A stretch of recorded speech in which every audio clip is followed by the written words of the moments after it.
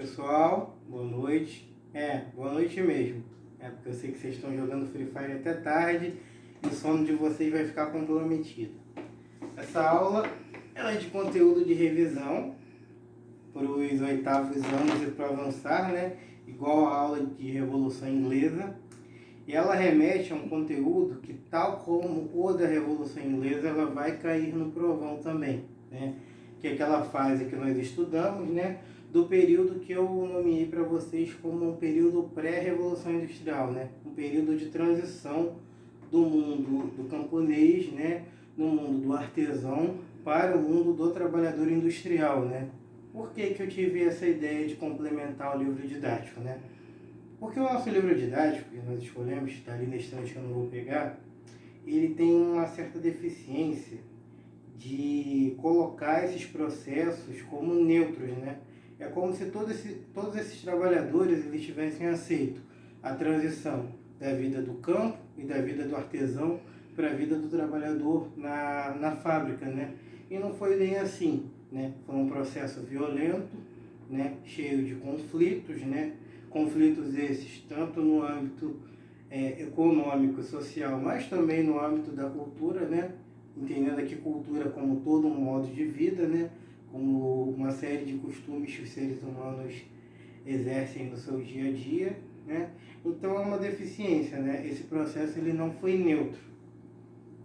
E é o que falou esse carinha aqui, né? O Edward Thompson, falei dele para vocês nas aulas, né? Ele tem um textinho nesse livro, que é o Tempo e Trabalho e Disciplina. Livro esse que é o Costumes em Comum. Estudo sobre a cultura popular tradicional, né? Um livro que reúne uma série de artigos do Thompson, né? E um desses artigos é remetendo a isso, né? A transição desse mundo que é campestre e de artesanato para o mundo da indústria, né? Primeira coisa que a gente tem que colocar, né? É que esse nosso negócio de hoje, de calcular o tempo no relógio, agora mesmo eu estou com o cronômetro aqui, eu estou cronometrando, com 2 minutos, né? Nem sempre isso foi a realidade das pessoas, né? E ainda não é a realidade de muitas pessoas hoje em dia em outros contextos, né? Vocês lembram que eu falei em outras aulas, né? Dos estratos de tempo, né? Que a história não é uma coisa única, né? A gente está aqui vivendo essa temporalidade, mas tem outras pessoas em outros lugares espaciais, né?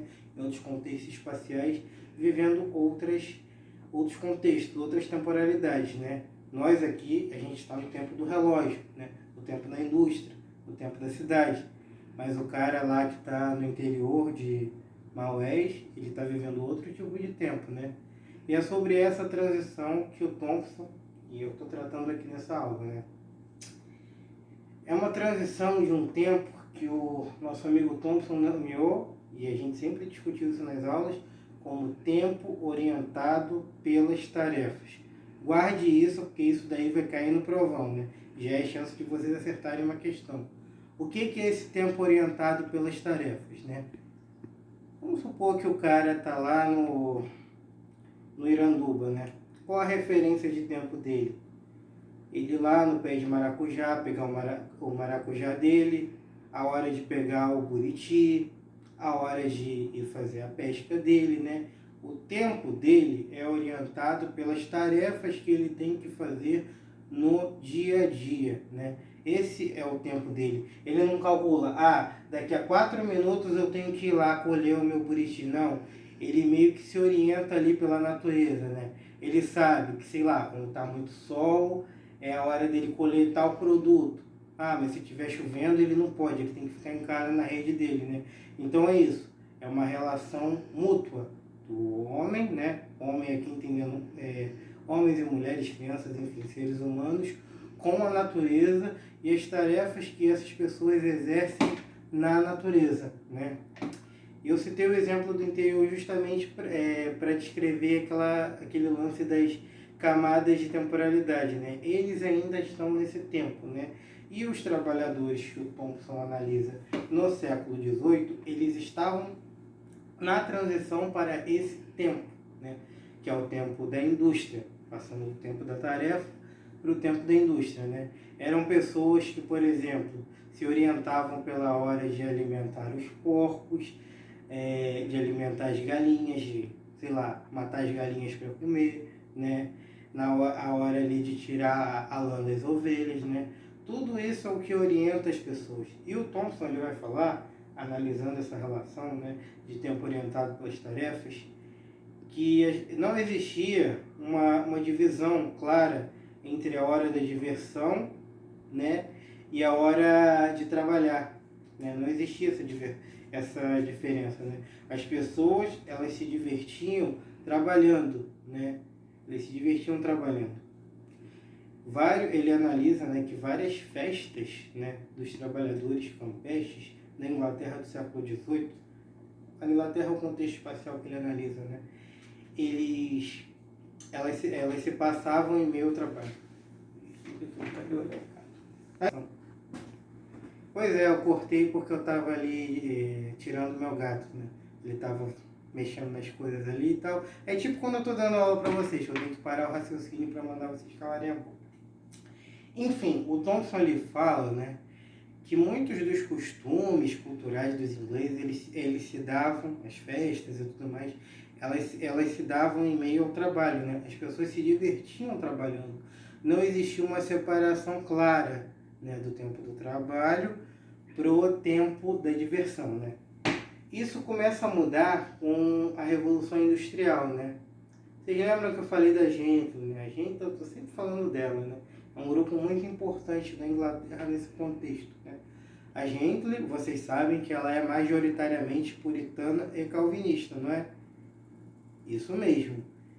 E qual é a lógica do puritanismo / calvinismo? O trabalho. As pessoas precisam trabalhar, né? Porque Jesus, ele era o quê? Ele era um carpinteiro, né? Ele estava sempre trabalhando. Então nós temos que ser parecidos com Jesus, né? Porque isso é um sinal da graça de Deus nas nossas vidas. Essa era, e ainda é hoje, né, a doutrina calvinista, né? E esses caras da Gently, né, que eram muito voltados para essa lógica do trabalho duro, da economia e de certa forma, do progresso da indústria, eles vão meio que passar a encher o saco, né, desses trabalhadores para que eles passem a largar esse estilo de vida do tempo orientado pelas tarefas, né, para o tempo da indústria, né? Como eu falei na aula de Revolução Inglesa também, esse momento que segue ocorrendo o processo dos enclosures, né? O que são os enclosures? Cercamentos dos campos, né? Que já tinha começado ali no contexto com o Henrique VIII, né? Ele vendeu as terras da igreja para que a gente e os burgueses pudessem cercar os campos, para que as ovelhinhas pudessem ficar ali, né? Ovelhas essas usadas nas fábricas para a fabricação de tecidos, né? E com isso muitos trabalhadores se deslocam para a cidade, né?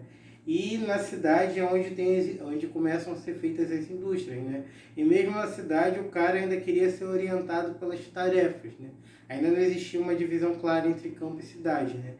E é na cidade que a Gently, ela começa, né, com uma série de leis e regulamentos a tentar encher o saco desse trabalhador para que ele faça a transição do antigo estilo de vida dele para o estilo de vida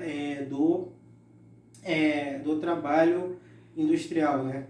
Esse é o momento que o Thompson fala que os relógios eles começam a ser difundidos em larga escala na Inglaterra, né? Vocês sabem, né? O Big Bang, que tem lá em Londres e tudo mais, né? Ele foi construído mais ou menos nessa época, né? Que era um grande relógio para as pessoas se orientarem, né? Hoje em dia, os ingleses, eles são conhecidos como um povo que é muito pontual, né? Você marca com o inglês e ele está lá na hora, né? É diferente do brasileiro, que a gente marca, sei lá, um evento de começar às 8 horas e o evento, na verdade, começa às 10. Não. No inglês, se é às 8, o evento tem que começar às 8, né? Porque é o tempo do relógio, né? E eles levavam muito a sério esse negócio da exatidão do relógio, né? E é por isso, né, que o primeiro-ministro inglês naquele momento, William Pitt, ele vai tentar até, de certa forma, fazer impostos sobre o relógio. Porque é um momento em que o trabalhador mais simples, ele está começando a adquirir relógio, né, para ele saber a hora que ele tem que ir para o trabalho, enfim, para ele, porque ele está saindo daquela outra lógica, né.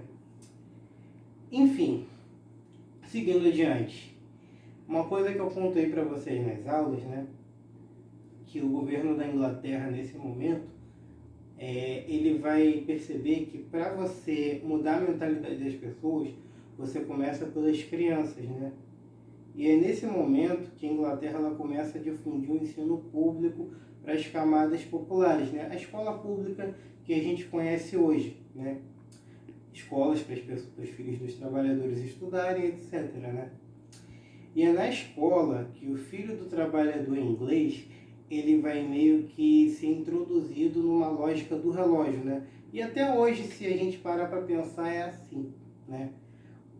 Vocês, quando vão para a escola, vocês têm um horário de entrar, vocês têm um horário de aula, de uma aula para outra, vocês têm o horário da merenda, enfim, vocês têm uma série de horários marcados no relógio que regula a vida de vocês, né? E isso, de certa forma, é um treinamento para vocês serem introduzidos no mundo do trabalho. Não se enganem, né? Uma empresa, né? Muitos de vocês vão trabalhar, eu acredito, ela tem regras, elas têm horários que devem ser seguidos, né? Porque senão vira bagunça, né? As pessoas precisam desses regimentos para poder trabalhar, né? Então é a introdução desses hábitos desde cedo. Enfim, o vídeo ficou bem objetivo até. Continuem estudando. Passem o canal para os colegas que não têm. E é isso aí, obrigado, gente.